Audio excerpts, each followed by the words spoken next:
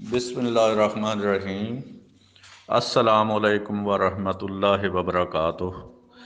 دوستو، ہم آج کی ویڈیو میں طب نبوی صلی اللہ علیہ وآلہ وسلم سے بواسیر کا علاج بتائیں گے۔ ویڈیو شروع کرنے سے پہلے ہمارے یوٹیوب چینل چشتیہ دعاخانہ کو سبسکرائب کرنا نہ بھولیں اور ساتھ میں دیے گئے بیل آئیکن کو بھی دبا دیں تاکہ ہماری نئی آنے والی ویڈیو بر وقت موصول ہو سکے۔ بواسیر کی دو اہم وجوہات جو بواسیر میں مبتلا ہونے کا باعث بنتی ہیں۔ نمبر 1، مرچ مسالوں والی اشیاء کا زیادہ استعمال ہو تو بواسیر کے بڑھنے کے امکانات زیادہ ہوتے ہیں، جو کہ آج کل ہمارے معاشرے میں فاسٹ فوڈ کو زیادہ ترجیح دی جاتی ہے۔ تو میرے سننے اور دیکھنے والے تمام ناظرین سے التماس ہے کہ ان چیزوں سے گریز کریں۔ اور دوسری جو اہم وجہ ہے قبض کا مسلسل رہنا۔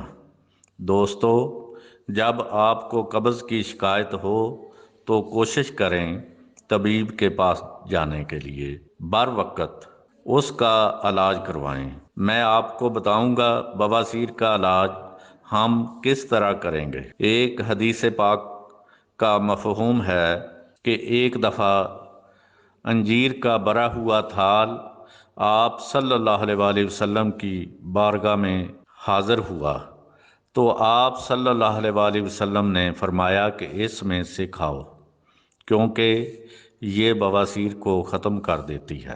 دوستو، انجیر بہت ہی کارآمد چیز ہے، یہ بواسیر کا جڑ سے خاتمہ کر دیتی ہے۔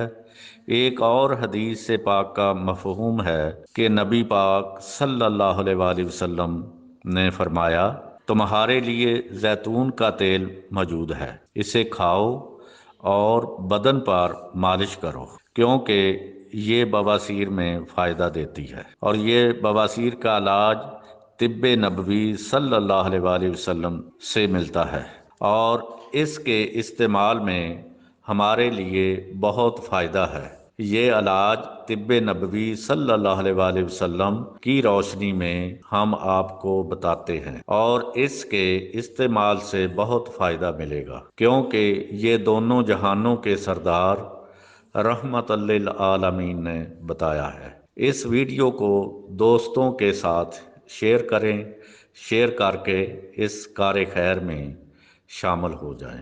خونی بواسیر کے لیے ایک نہایت ہی آسان اور مجرب نسخہ: مغز کرنجوا 20 گرام، تارا میرا 20 گرام، دونوں اشیاء کو لے کر صفوف بنا لیں۔ مقدار خوراک: صبح نہار میدہ 1 تولہ آدھا کلو دہی کے ہمراہ کھائیں۔ 1 ہفتہ نمک اور مرچ سے پرہیز کریں، انشاءاللہ تعالی شفا ہوگی۔